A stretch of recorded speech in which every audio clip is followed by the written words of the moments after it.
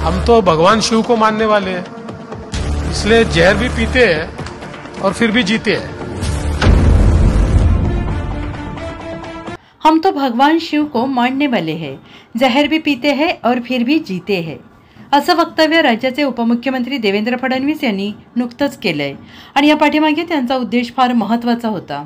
त्यांना राज्यातील जनतेला कमी शब्दात बरंच काही सांगायचं होतं। 2014 साली राज्याचे मुख्यमंत्रीपद भूषवताना राज्यहिताचे अनेक निर्णय त्यांनी घेतले। त्यात सर्वाधिक डोकेदुखी ठरणारा विषय म्हणजे मराठा आरक्षण आणि या आरक्षणावरून त्यांच्यावर अत्यंत खालच्या पातळी टीका मनोज जरांगे पाटील यांनी केली।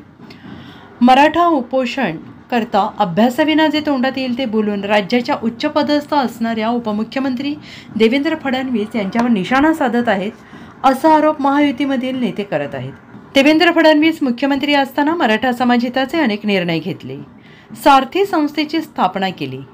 सारथीच्या माध्यमातून मराठा तरुणांना स्पर्धा परीक्षा, व्यावसायिक कर्ज अशा अनेक योजना अंतर्गत मराठा समाजाचा सर्वांगीण विकास साधला। मराठा समाजाला आरक्षण देऊन ते टिकवणं असेल, अण्णासाहेब पाटील महामंडळाद्वारे कर्ज योजना असेल, असे अनेक फायदे पोचवले।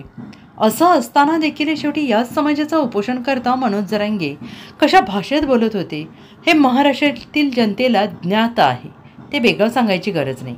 2022 मध्ये पक्षाच्या आदेशानुसार उपमुख्यमंत्री पदावर रुजू होऊन राज्यहिताचे कार्य केले। अनेकदा विरोधकांनी देखील कशा प्रकारे चक्रव्यूह रचण्याचा प्रयत्न केला, पण देवेंद्र फडणवीस यांनी सर्व वादळ पेलवली आहेत।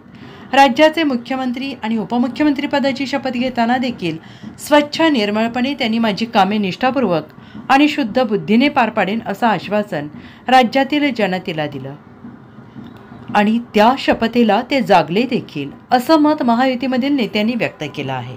महाराष्ट्रातील ताज्या बातम्या पाहण्यासाठी आमच्या YouTube चॅनेलला सबस्क्राइब करा।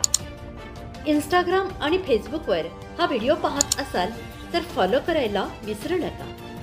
धन्यवाद।